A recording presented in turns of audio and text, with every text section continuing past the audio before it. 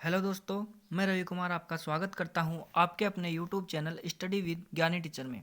दोस्तों, हम रीट 2022 के लिए जो हिंदी सब्जेक्ट है वो उसकी बारे में पढ़ रहे थे और हिंदी सब्जेक्ट पढ़ रहे थे। तो हम वहाँ उसमें जो सबसे इम्पोर्टेंट टॉपिक है संधि वो पढ़ रहे थे और हमने स्वर संधि के बारे में जो 5 प्रकार हैं स्वर संधि के वो जान लिए थे कि किस प्रकार स्वरों का योग होता है और किस प्रकार से हमारे पास 5 संधियाँ निकल के आते हैं। तो हम पिछले वीडियो का क्विक रिवीजन करते हैं। और दोस्तों, ये जो 5 लाइनें मैं बताने जा रहा हूँ ये आप याद रखोगे तो स्वर संधि में आपको कभी भी कोई दिक्कत नहीं होगी। आगे हम दीर्घ संधि, गुण संधि और वृद्धि संधि तीनों के उदाहरण देखेंगे और अगली वीडियो में हम यण संधि और अयादि संधि के उदाहरण देखेंगे तथा स्वर संधि को कंप्लीट करेंगे। तो चलिए दोस्तों, शुरू करते हैं आज के वीडियो और जानते हैं और पीछे जो हमने पढ़ा था उसका क्विक रिवीजन करते हैं। दोस्तों, हमने पढ़ा था कि अ और आ के बाद में अ और आ आए तो वहाँ पे आ बन जाता है। इसी प्रकार ई और ई के बाद में बड़ी ई और छोटी ई आए तो बड़ी ई बन जाती है। इसी प्रकार ऊ और बड़े ऊ के बाद में ऊ या ऊ आए तो बड़ा ऊ बन जाता है। तो इस प्रकार जो संधि होती है वो दीर्घ संधि हो जाती है। इसी प्रकार हम आगे देखें तो ए और आ के बाद में ई और ई आए तो ए बन जाता है। ए आ के बाद में ऊ और ऊ आए तो ओ बन जाता है। ए आ के बाद में री आए तो अर बन जाता है। तो इस कंडीशन में जो संधि होती है वो संधि होती है गुण संधि। आगे बात करें हम तो ए और आ के बाद में दोस्तों आगे बात करें हम ए और आ के बाद में ए और ऐ आए, यानी ए और आ के बाद में ए और ऐ आए तो ऐ बन जाता है। ए आ के बाद में ओ और औ आए तो औ बन जाता है। वहाँ संधि होती है हमारी वृद्धि संधि। ठीक है। आगे अगर हम इसी प्रकार बात करें ए ई के बाद में कोई असमान स्वर है, यानी ई या बड़ी ई के बाद में असमान स्वर आए तो ई और बड़ी ई ये में बदल जाता है और असमान स्वर की मात्रा लग जाती है। इसी प्रकार ऊ और ऊ के बाद में असमान स्वर आए तो ऊ और ऊ व में बदल जाता है और असमान स्वर की मात्रा लग जाती है। तथा री के बाद में अगर असमान स्वर आए तो री र में बदल जाता है और असमान स्वर की र पे मात्रा लग जाती है। तो वहाँ जो संधि होती है वहाँ संधि होती है यण संधि।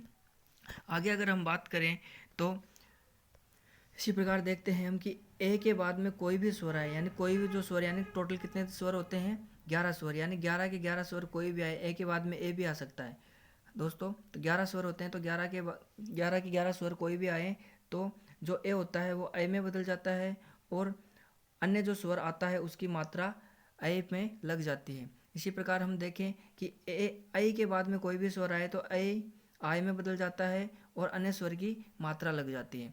इसी प्रकार आगे हम देखें तो ओ के बाद में कोई भी स्वर आए तो ओ औ में बदल जाता है और अन्य स्वर की मात्रा लग जाती है। इसी प्रकार औ के बाद में कोई भी स्वर आए तो औ आओ में बदल जाता है और जो स्वर आता है उसकी मात्रा आओ पे लग जाती है।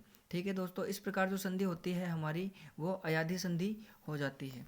ठीक है, अब हम जानते हैं दीर्घ संधि के उदाहरण के बारे में जानेंगे कि कैसे होते हैं। दोस्तों, इस वीडियो में आपको 1 से या 2 उदाहरण बताऊंगा और आप अन्य बुक से या किसी भी तरीके से आप जो सोल्व करते हैं वो करके देखना। अगर नहीं होता है तो आप मुझसे पूछ सकते हैं किस प्रकार से इसकी संधि होगी। तो देखिए दोस्तों, हम बात करते हैं पहले उदाहरण की। पहला उदाहरण है हमारा कारागार, यानी कारागार जो वर्ड है वो 2 शब्दों से मिलके बना है। तो पहला है कारा, दूसरा है आगार। क्या है? कारा और आगार। आगार। ठीक है दोस्तों, अगर बात करें हम कारा की तो कारा में जो है वो कार और कार में आ जुड़ा हुआ है और इसी प्रकार आगार का आ, यानी आ प्लस आ यहाँ पे जुड़ रहे हैं दोस्तों। तो क्या किसका निर्माण कर रहे हैं? आ का निर्माण कर रहे हैं। तो हमारे पास यहाँ पे बच रहा है कार और आ मिलके आ का निर्माण कर लिया और लास्ट में बचा था हमारे पास गार। तो ये जो आ है ये र में जुड़ जाएगा। र में जुड़ने के बाद कारण ये क्या होगा, का र है वो रा में बदल जाएगा, इसलिए जो शब्द बनेगा वो बन जाएगा हमारा कारागार। ठीक है, इसी प्रकार हम दूसरा उदाहरण देखें कपीश। कपीश में ये हो गया कपी। कपी कहते हैं दोस्तों बंदर को और ईश होता है ईश्वर। ठीक है, तो देखिए कपी में जो प है इसमें ई की छोटी मात्रा लग रही है, यानी छोटी ई, और ये ईस का जो बड़ा ई है दोस्तों। कपी में जो छोटी ई है और इसका बड़ा ई और ई मिलके बड़ी ई का निर्माण करते हैं, ये हमने पढ़ लिया। तो देखिए यहाँ पे बचा हमारे पास कप, और ई मिलके बड़े ई में चेंज हो गए, और लास्ट में जो श था वो ऐसे के ऐसा आ गया। तो जो ऐसा कैसा प में ई की मात्रा जुड़ गई बड़ी ई की, तो सीधा क्या हो गया, कपीश। ठीक है, इसी प्रकार ये दीर्घ संधि के उदाहरण हो गए। और ये उदाहरण है, आप देख लेना, आपको नहीं समझ में आया तो आप पूछ सकते हैं। आगे हम बात करते हैं गुण संधि की। गुण संधि की दोस्तों बात करें तो अगर इसकी पहचान की सीधी सी हम बात करें तो दोस्तों आपको शब्द में ए की मात्रा दिखेगी, ओ की मात्रा दिखेगी, या दोस्तों रे की मात्रा दिखेगी। ठीक है, ये तो इसकी पहचान है। अगर बात करें हम इसके उदाहरण की तो इसका पहला उदाहरण है राकेश, जो बहुत ही इंपॉर्टेंट है। इसके संधि की बात करें तो हम होता है राका धन ईश हो जाता है। राका का आ यानी आ, और आ के बाद में क्या आ रहा है दोस्तों, ई। मैंने बोला था ए आ के ए या आ के बाद में ई या बड़ी ई आए तो ये जो होता है ये ए में बदल जाता है, ये ए में बदल जाता है। तो वही होता है, वही हुआ कि देखिए क्या हुआ, यहाँ हुआ राका, राका धन ईश, ईश है। तो काम में जो आ की मात्रा थी वो आ गई, और कै ऐसा कैसा तो राक हो गया, और यहाँ से ई ईश आ गया, ए की मात्रा आ गई।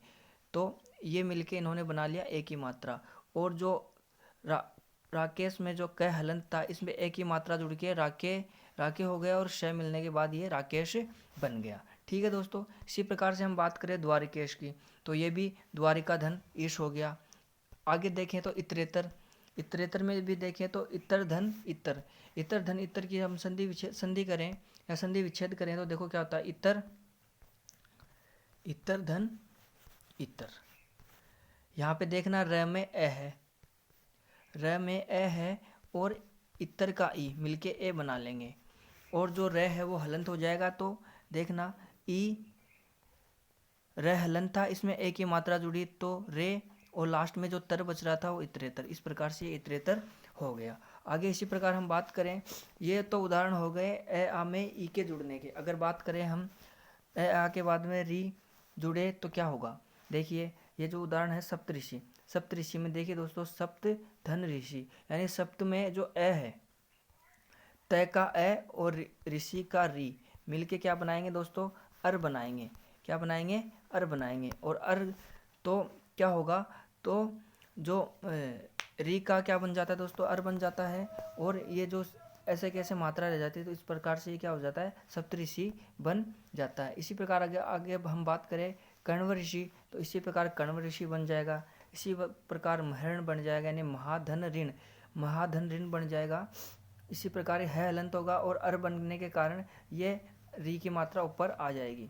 ठीक है, इसी प्रकार आगे हम देखें ग्रीष्म ऋतु भी हो जाएगा, ग्रीष्म ऋतु में ग्रीष्म धन ऋतु हो जाएगा। अब बात करते हैं हम वर्ष ऋतु की, वर्ष ऋतु, सॉरी दोस्तों किसकी बात करेंगे हम, वर्ष ऋतु की। वर्ष ऋतु की बात करें तो इसका हम संधि विच्छेद करें तो हम देखते हैं कि इसमें क्या होता है, वर्षा धन ऋतु। अब देखना वर्ष में जो लास्ट का श है इसका आ हमने ले लिया, और ऋतु का हमने री ले लिया, आ और री मिलके क्या बन गया, अर।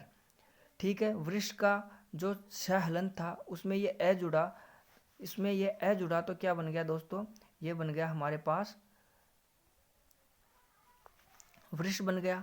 ठीक है, और ये जो रह है, ये रह हलंत है, हलंत रह है, ये रह हमारे पास हलंत है, और ये तू है। देखिए वर्ष ऋतु बन गया, तो हलंत जो रह होता है वो ऊपर चला जाता है रेफ के रूप में, और वर्ष ऋतु बन जाता है। इसी प्रकार से ऊपर जो हमारे उदाहरण है वो बन जाएंगे। आगे दोस्तों अगर हम बात करें तो आगे हमारी संधि आती है वृद्धि संधि। वृद्धि संधि के उदाहरणों की हम बात करते हैं तो हमारा पहला उदाहरण है इसमें पूर्वोपनिवेशिक। पूर्व उपनिवेशिक की बात करें हम दोस्तों तो ये इसमें हम मूल शब्द भी बहुत बार पूछ लिया जाता है कि मूल शब्द क्या होता है, इसमें कितने उपसर्ग हैं, क्या है नहीं है, ये भी हम देख सकते हैं। तो पूर्व औपनिवेशिक की बात करें तो अगर हम इसमें मूल शब्द निकालना चाहें तो देखिए पहले यहाँ पे आ गया हमारा पूर्व उपसर्ग, तो जो औपनिवेशिक दूसरा वर्ड आ गया। ठीक है, जो उपनिवेश से बन रहा है। किससे बन रहा है? जो उपनिवेश से बन रहा है। उपनिवेश में इक प्रत्यय के कारण जो ऊ का क्या हो जाता है? ऊ औ में चेंज हो जाता है। ठीक है, तो उपनिवेश में फिर एक उपसर्ग और आ गया हमारे पास, उप आ गया।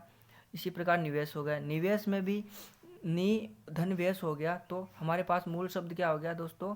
वेश आ गया। तो इस प्रकार से हमने देखा कि ये जो पूर्व उपनिवेशिक शब्द है, इसमें पूर्व उप और नी तीन उपसर्ग हैं तथा वेश जो है मूल शब्द है। इसी प्रकार कभी कभी हमारे पास हमसे पूछ लिया जाता है कि कौन से शब्द में कितने उपसर्ग हैं, तो अगर हम संधि करना जानते हैं तो हम ये कर लेंगे। अगला उदाहरण की हम बात करें तो देखिए, महेश्वरीय। महेश्वरीय जो बनता है महाधन ऐश्वर्य से, यानी आ के बाद में क्या आ रहा है दोस्तों? ऐ आ रहा है। तो ऐ आने के कारण ये क्या बन जाता है? ऐ में कन्वर्ट हो जाता है, ऐ बन जाता है। अगर बात करें हम ऐश्वर्य की, तो ऐश्वर्य होता है ईश्वर में यह जुड़ने से ऐश्वर्य बनता है। इसी प्रकार से जो अन्य है उसकी बात करेंगे, महोदार्य। महोदार्य में महाधन औदार्य हो जाएगा। इसी प्रकार से महोत्सव में बात करेंगे, महोत्सुके। महोत्सुके की बात करेंगे तो दोस्तों महोत्सुके यानी महाधन औत्सुके हो जाएगा, यानी आ के बाद में औ आ रहा है। औ आने के कारण ये क्या हो जाएगा? औ में कन्वर्ट औ में बदल जाएगा। ठीक है, इसी प्रकार से आगे हम बात करें मंत्रोषधि की। मंत्रोषधि की बात करें तो मंत्रोषधि बना हुआ है मंत्र धन औषधि से। ठीक है, मंत्र का जो ए है वो ए आ गया, और औषधि का ओ मिलके दोस्तों, मंत्र का ए और औषधि का ओ मिलके औ में बदल जाते हैं। तो और ये जो ओ औ की मात्रा है ये त्र पे लग जाती है। इस प्रकार से यहाँ पे मंत्रोषधि बन जाता है। इसी प्रकार अगर हम बात करें प्रौद्योगिकी की, तो प्रौद्योगिकी में प्र उपसर्ग और औद्योगिकी मिलके बनता है। तो प्र का ए और प्र में रह का ए और औद्योगिक का ओ मिलके औ बना लेते हैं। तो इस प्रकार ये संधि हो जाती है। तो दोस्तों हमने आज पढ़ लिया, दीर्घ संधि के उदाहरण भी पढ़ लिए, हमने गुण संधि के भी पढ़ लिए और वृद्धि संधि के भी पढ़ लिए। तो इसी प्रकार हम अगले वीडियो में यण संधि के उदाहरण पढ़ेंगे और अयाधि संधि के उदाहरण पढ़ेंगे। मिलते हैं दोस्तों अगले वीडियो में, तब तक के लिए धन्यवाद। जय हिंद, जय भारत।